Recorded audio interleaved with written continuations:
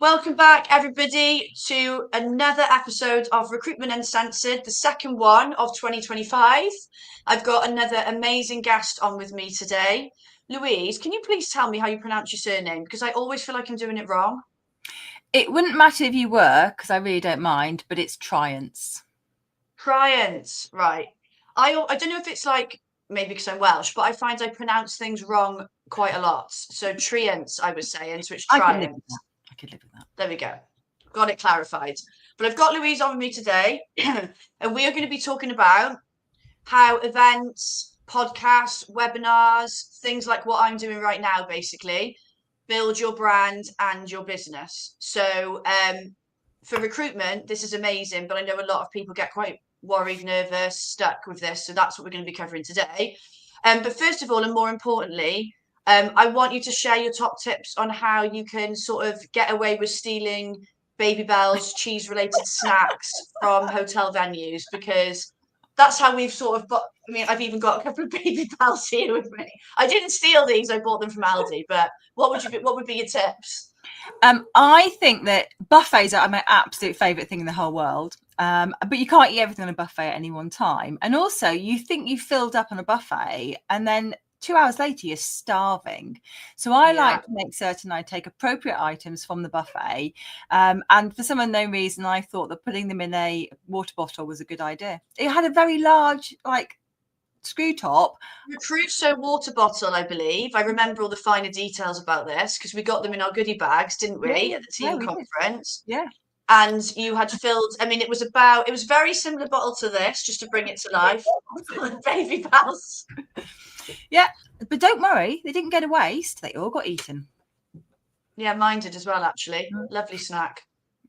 We won't digress and go into any more cheese-related tips because we've got lots of important things to cover off today. So I'm going to get stuck into the first question. So I suppose for some people, they'll be thinking, like, what is the point of doing a webinar and a podcast? You know, how does it help connect people with their audience and effectively generate leads? Because that's like the biggest thing, isn't it? Yeah. So I think that we all know how important content is. And if you're running a recruitment business, you're trying to position yourself as an expert in your area. And so you're talking about the stuff that you know about. So say that you specialize in financial services. Let's say you're really niche. You specialize in treasury jobs. So you've got a global audience of clients and you just kind of want to keep in touch with them. So you're doing salary surveys, you're doing articles about the latest trends in that sector. I've picked a sector I know nothing about, by the way. Could have picked one I knew. That was really niche, yeah. I know, but that's what it's about. So you've got a niche, you're trying to show yourself as a thought leader. And one of the ways you can do that is through live chat. So whether that be a webinar like we're doing now, and that can actually be pre-recorded, or it could be live. So it could be live on LinkedIn, or you could use a platform where you can, build a community, or maybe you could do a podcast. And by doing that, you're getting to talk about that particular area all the time. So ideally once a fortnight. You probably don't need to do them every week. Maybe you only do one a month. And so by doing this, you're putting yourself with relevant content in front of potential clients and candidates. And you need to think about who you need more of. So the candidates need to know you exist, but the clients are where you're going to get those leads from. And so by doing something like this, you're sharing really valuable content. You're showing you know what you're talking about. But the real secret sauce to this is the people who you want to get in front of, have them as your guests. So your guests could be the head of treasury at Lloyds Bank. That would be an amazing guest, so that you start to build a better relationship with Lloyds Bank. And don't underestimate the appeal of your podcast to those type of people. So you might be thinking, I only started my podcast a month ago. How am I going to get anybody on it? But if you can show the audience you're going after, if you can show the people who are in your to target list, and maybe they're not all confirmed yet, but we are going to have guests like these, and go to one of your existing clients first, your best existing client for show one, and then work from there. And by doing that, A, you're getting in front of these candidates, B, you're getting in front of target clients, but also C, you're having conversations with your leads.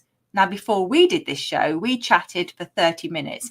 You could have spent that 30 minutes very subtly selling something to me. You didn't. We had a great conversation about complete nonsense. But if I was a prospect, you could have been talking about some of the other work that you're doing. And, oh, it's really interesting that you're doing this. And, you're asking them questions in this podcast, which are going to have an interest to the audience. You're not pitching to them during the podcast, but you're getting to know them better. So I think that's why I think it's worth recruitment agencies, recruitment agency leaders, individual consultants thinking about how they can start a webinar or a podcast. And of course, second to that is being on one. Who is doing this already in your space? So say there is the National Association of Treasury Managers, get onto their podcast. Talk about the salary surveys or the challenges that you're seeing in Ecuador. So offer your expertise to those people as well. Yeah, and I think it just even though it's with the guests, obviously that's exposing you to potential leads that way.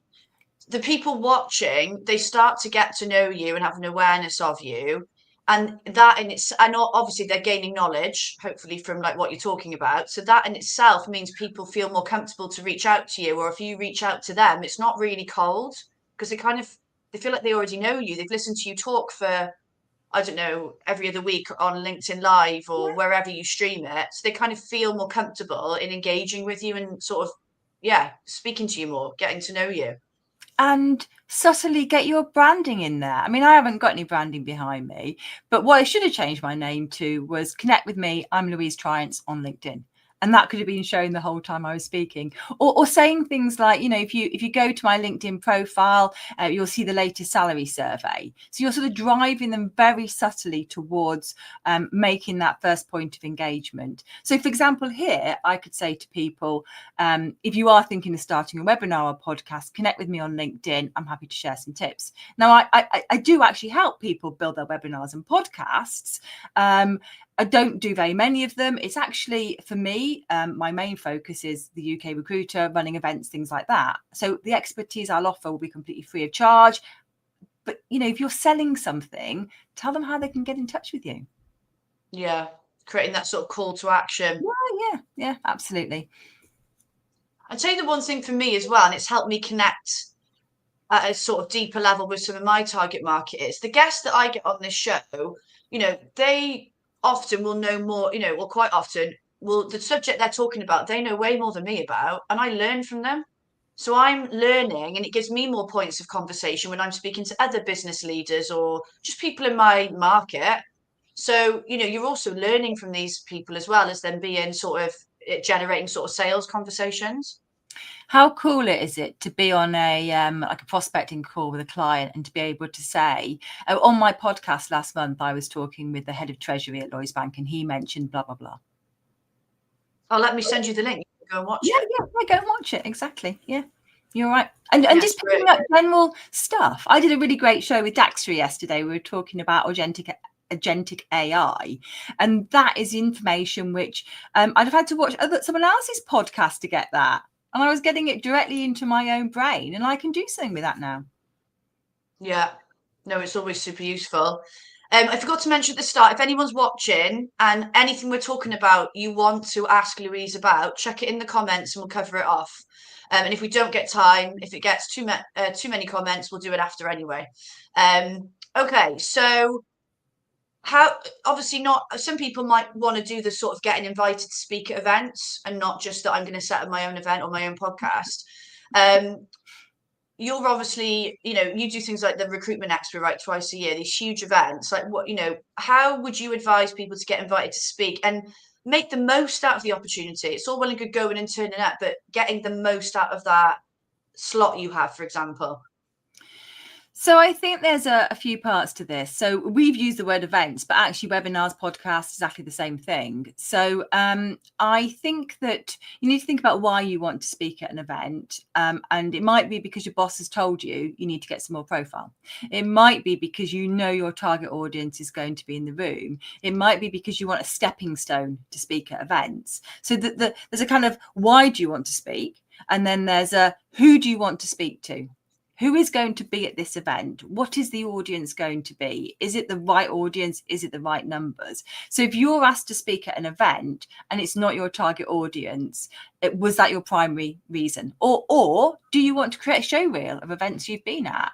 And I know some people just want to start to create their show reel. So for them, being at an event, even if it's in some sort of real supporting role, is equally valuable. So you need to think about the who you want to get in front of, the why you want to get in front of them, and then what are you going to speak about.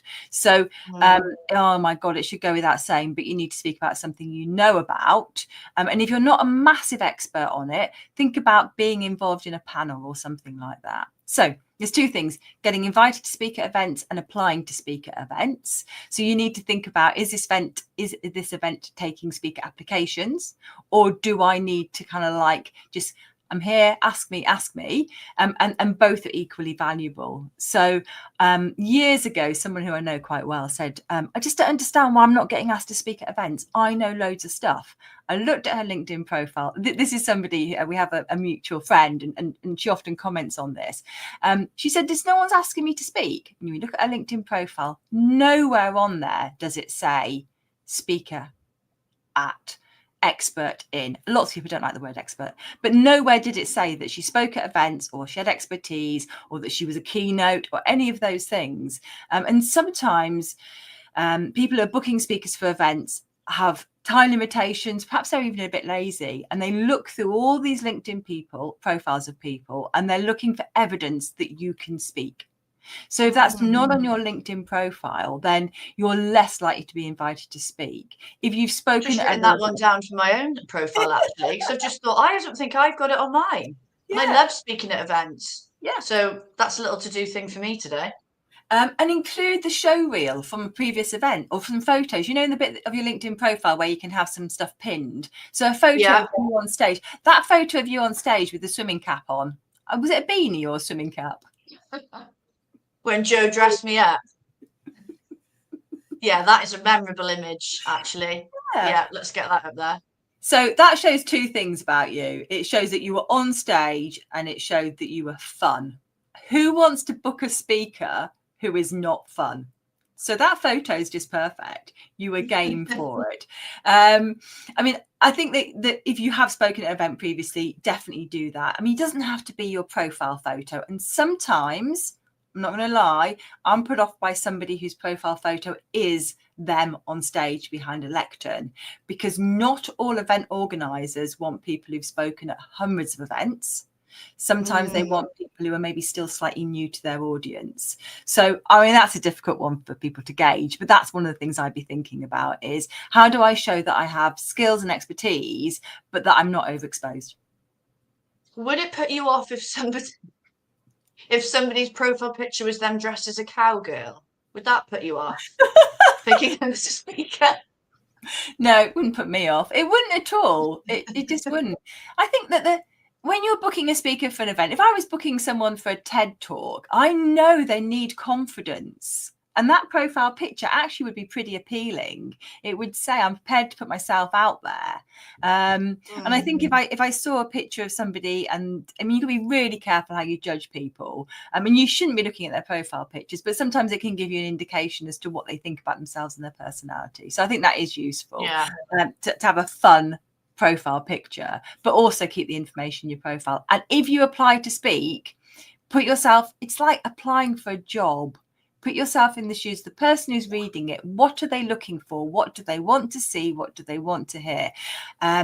Often when people are booking speakers for events, at the back of their mind is, does this person have an audience? Do they have a built-in audience they might bring to my event? So, Brad Shackleton speaks at the Agency Expo every single year, and he is utter gold. And he has his Bradettes. People come along to watch him speak. So he's got a built-in audience. He produces fresh content every single time. I'm not going to lie, the title of his session is always the same. The actual content. I was going to say, I thought it was always the same talk that he did. No, he is not. The content is fresh every time. It's just he does how to build new business in whatever year it might be. But yeah, his content is bang up to date with examples of clients that he's working with. So Katrina Collier, amazing speaker, always produces brand new, fresh content. So somehow making certain that you're telling them that this is not a speech or a talk that I gave 2 years ago that I'm going to maybe very slightly update for you, because that's really disappointing, because sometimes the audience overlaps with the previous event. So if you're They want to invited see to different speak, stuff. yeah, if you're invited to speak, tell them I'm going to bring freshness, I'm going to bring up-to-date information. I'm going to talk about real-life case studies, and pick a good title. Use ChatGPT, put your title through it and say, how can I make this more appealing to this target audience? Yeah.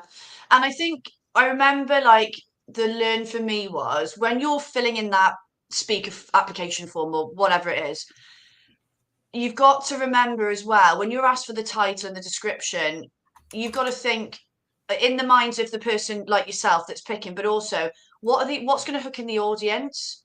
Yeah, What title are they going to see and think, I'm going to that talk?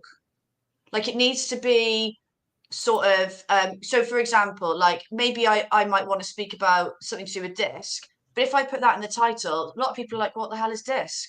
I'm not going to that. Whereas if I change the title to something like how to understand the behaviors of your staff, I'm just making this up on the spot, that is something they understand and is like, oh cool, I want to go to that talk and learn about how I can understand the behaviors of my staff. So it's sort of you're providing a solution to a problem and also being passionate about it. Like there's some speakers that I just love watching. You know, like people like Joe Major, where they're so passionate. I'm just like, oh, this is just like amazing, and you yeah, get a buzz from it in that yeah, 15 or 20 minutes. So pick yeah. something you're passionate about, because otherwise, it's going to be boring for you and potentially boring for the people watching as well, isn't it? I know we're going to come on to kind of like speaking for the first time, but if you are not experienced at speaking, definitely pick a topic you have a real love of. So look at Wendy when she spoke at the Agency Expo. She picked a topic she could talk about. Now, at first, we talked about a different topic, and she wasn't comfortable with that. So pick a topic, and don't be afraid to say to the organizer, this is where my area of expertise is. I'm not a big fan of people who say, this is everything I know about, pick a topic for me, because I think that's putting the work back onto the organizer. It doesn't really work for me. You think about the solution you're going to fix for them. So I love running the startup stage at RecFest. So it's an audience of TA professionals. So, you know, my space is at recruitment agency owners and the in-house side as well. That's what I really like doing. So when I go to Jamie or whoever it is I would go to, I will say, I would really love to do this. It's a space I know about. I understand the vendors in this space. I can run a panel. I would love to do this, rather than, oh, Jamie, if you think I can do anything, just let me know. Yeah, be more specific. There's And somebody. it's much better to highlight there'll be things you want to showcase. Don't be afraid to be direct about them. It could be one thing, it could be two things, but you're doing the organizer a favor by being more specific anyway, aren't you? Yeah, there's somebody who you and I both know who is just such a lovely person, but they will say to me very regularly, oh, I could speak at the expo, just let me know if you want me to speak. But that's actually not massively helpful. It would be, I've been working on this. I know about this. I think they're interested in that. Why don't I talk about title? Yeah. So be more specific. Yeah, I think, do you know what? I am gonna change my LinkedIn profile because I've realised I have got nothing on there about being happy to speak at events or a speaker at events. So that is a really good idea. Actually, I'm going to do that. Now, the next question I thought was really important to cover off, because especially when I'm speaking to this, so I speak to consultants about, BD a lot. And one of the things I talk to them about is, put on a webinar or put on some sort of event, bring in that target audience. And they all love the idea, but 99% of the time they don't do it because of this one thing, because they're shitting the pants. And so many people get nervous. Like we were talking before we went live. I remember the first expo I did was 2022. And I was like this close to having a panic attack because I was so nervous. So the nerves honestly get the better of people sometimes, don't they? So what would be your tips for anyone who's like unsure of where to start and who is really nervous about this? I think there's two sides to this. It's the how do you get over that barrier and apply to speak or accept an application to speak, and then what to do coming up to the event. So I think that it's totally natural for most of us to be like, I can't think of anything worse than standing on a stage with potentially 100 people talking about something that's hideous. And the best way to overcome that is to feel really, really confident that you have something to share. And to some people just are not suited to speaking on stage. So you will never, I almost can guarantee this, you will never see me giving a proper presentation on stage. It's just not my bag. This style, I love to chat. This style is much better for me. So the only way you would see me on stage is hosting a panel, which is much better to being on one, hosting a panel, being on a panel, running an interview. So the first time I appeared on stage at all, I was hideously nervous. The second time, less so. The third time, less so. So there's that part of it as well, is we all know the more we do something, the better we get at it, the less nervous we are. The very first time I ever did a podcast, I mean, I must have prepped for 2 hours beforehand, and now when I'm interviewing people, all I need to know is who they are and who they work for, and we're good to go. So I think you have to believe the process, which is that once you're over that hurdle, you must be less nervous every time you speak, aren't you? Oh yeah, I'd say now I'm excited about it. And I always get like I wouldn't even call it nerves now. It's like a bit of an adrenaline rush before. So you are um you've got like the butterflies, but it's not a, oh my God, I don't want to get up there. It's a like, oh, I can't wait for this. This is exciting. It gives me a buzz. But and that again, that did come from practice. But 2022, it didn't take that long. 2022 wasn't that long ago. No. Now I bite your hand, I'll go up. I love being up on stage. So it does just take practice. But like you say, it's the little you notice every time, like, oh, this time I feel better at this, and then this time I feel better at this. But it is stuff out there, isn't it, to get that practice. So I think you have to believe in the process that it's going to get better. Obviously, it's much better to put yourself forward for something you're confidently able to deliver. What I would absolutely say is ask to be on a panel first. So if someone says to you, I know you're an expert on treasury recruitment, can you come and talk at my event and deliver the keynote? Say, how would you feel about that being a fireside chat? Or is there any chance we could do this as a two-hander with my head of ops? Or whatever it might be. So it's not a no, it's a, I'm going to reframe it. Can we do this in a slightly different way? And as an event organizer, if you're struggling to get certain types of people on stage, think about whether that is the barrier for them. Are they nervous about public speaking? Are they unconfident? Can you find a way to get them on stage, which is going to kind of work around that? And then coming up to the event, actually going onto the stage, let the organizer know, have that conversation with them. I am going to be so nervous. Ask them whether they can provide you with a quiet space to prep beforehand. Ask if they will introduce you rather than you introduce yourself. Ask if your busy mate can sit in the front row. Angela and the recruiting gym crew are like cheerleaders when each of them speaks. Yeah. So they're sitting right there in the front row. You feel supported. Yeah, there's things that you can do. And please prep. TED Talks are horrible. You can't have your cards with you, but most other talks, you can have some cards with you. Do what you used to do when you had to give a presentation at school and make some notes. And there's tons and tons of guides out there for public speaking. And maybe just even join an association which helps you with that, if that's what you need. Yeah, I remember at the first expo I spoke at, I was really honest with the sort of, the crew at the stage that sort of get you mic'd up. And I was like shaking. I was like, I'm really, really nervous. And they were brilliant. Like they really calmed me down before and were like, you can do this, you're fine.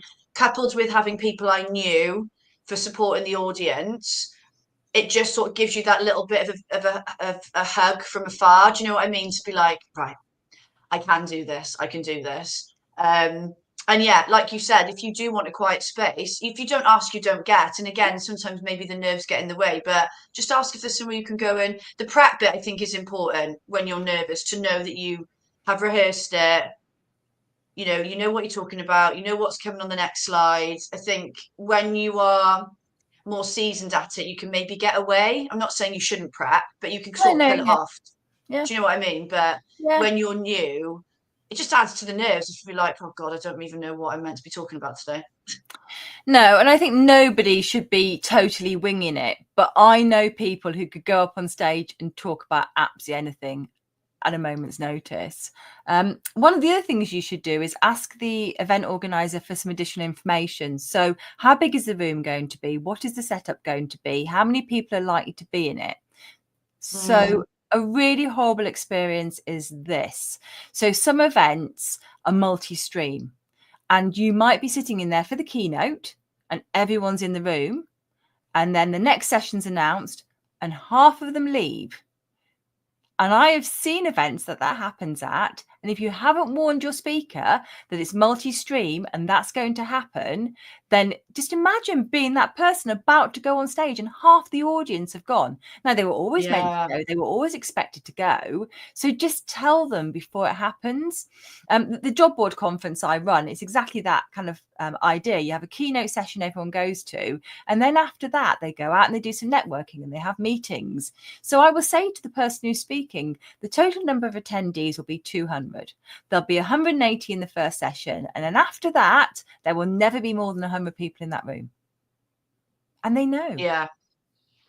Yeah, it puts me. I wish I'd done that before my first speaking thing, because in my brain I created this stupid reality of this like auditor, this huge room full of people, and I was like, but it wasn't like that. When I got there on the day, it was more contained and it felt safer, and it was like, oh, I've been worrying for ages about nothing because it's fine. So Yeah. yeah. And that can really That is a put good you off idea. your stride. So if you knew that if you talk at like a TED talk, there could be 200 people in the room. If you talk at Alex Moyles and I used to run these Inspire events, well, there'd be 40 people. That was our audience size. So, saying to somebody, you're going to come on my webinar. This is the reach of my webinar. I tend to say to people on the webinar, in the active chat, we'll probably only get a dozen people actively chatting. So, yes, the reach can be absolutely enormous, but I'm not going to swamp you with a load of people. Yeah. Yeah. Well, we've had comments saying how great the tips are that we're getting. Thank you. Such a fantastic conversation. Oh, Always a fantastic conversation. On that note, before I move on to Louisa's top tip, because she's got one more thing to share with you, just a roundup of the next show. So it's in 2 weeks' time, 5th of Feb, 12:30 normal time. I've got Leisha Holmes on with me, Rack to Rack Ledge. We're doing a lot with each other at the moment. I recorded a podcast her the other day for her. She's been on the Recruit CRM podcast with me, so we're a little bit obsessed with each other at the moment. But she's on next time with me. I will be honest with you, I don't know what we're going to talk about yet. I'm trying to work it out, but something rack to rack, women in recruitment focused. It'll be great. So just come along. The event will be set up next Wednesday. So you'll know by next Wednesday anyway. Okay. Try not to cough my way through the show. Top tip. We talked a little bit about this before we went live. Get it done.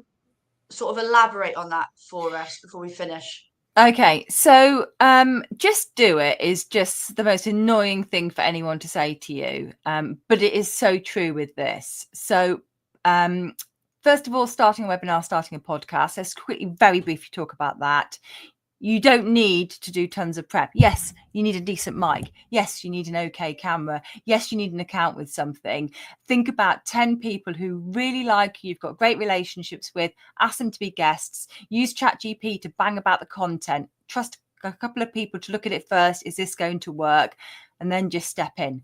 That's my advice for starting a webinar or podcast. The podcast, you have to be a lot more careful with the audio, but for a live show, less so. And then speaking at events, just find an event that you really want to speak at and say, can I be on a panel at your event?